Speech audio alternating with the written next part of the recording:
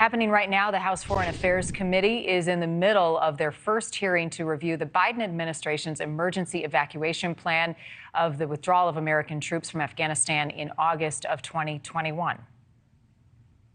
Multiple people in the Biden administration said they had planned for every contingency. They did not. Instead, they spent the next 4 months ignoring the realities. As a result, when the Taliban rapidly captured territory during the summer of 2021 and entered Kabul on August 15th, we simply weren't ready.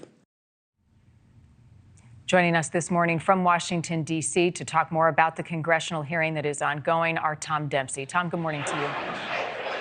Hey, good morning, Marni. Yeah, this hearing is actually taking place as we speak right now on Capitol Hill. In fact, at this moment, lawmakers are hearing directly from veterans who served on the front lines of the Afghanistan war. One of them describing sort of the agony he felt during this chaotic withdrawal and knowing he was leaving behind some of the allies who helped American forces during the conflict. But the chairman of this committee, who's also a Republican, has really ripped into President Joe Biden and his decision-making, calling the withdrawal a disaster and saying that the president really defied some of the advice coming in from military leaders. But again, this hearing is unfolding as we speak, and this hearing does involve hearing directly from veterans.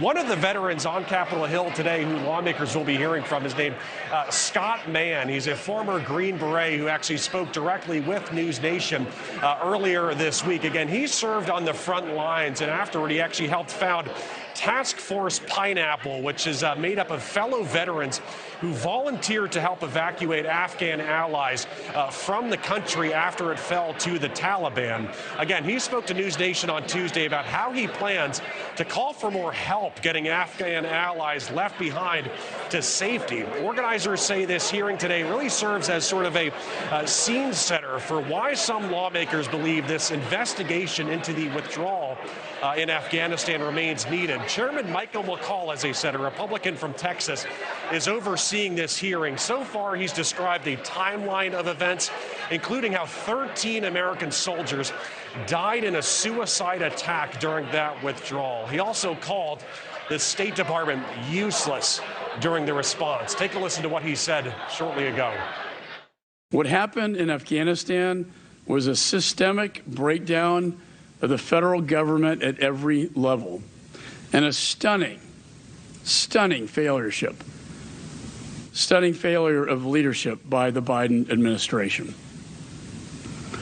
Because even though President Biden said, and I quote, "If there's American citizens left, we're going to stay to get them all out," end of quote, we now know that he left more than 1,000 American citizens in Afghanistan. And during this hearing, Marni, you can expect House Democrats to really note how it was former President Donald Trump who actually made the agreement with the Taliban, for this withdrawal of American forces.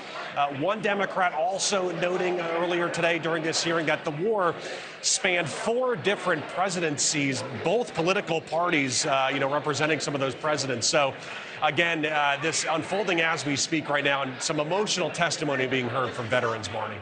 And Tom, the United Nations gave an update this morning on what's happening right now in Afghanistan. What did that report reveal? Yeah, very timely with this hearing happening today that this report came down from the United Nations literally this morning, calling Afghanistan the most repressive country in the world.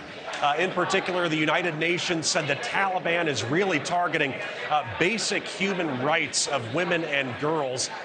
So again, just showing just sort of the post-withdrawal, the state of Afghanistan, and just how terrible things have gotten, Marni.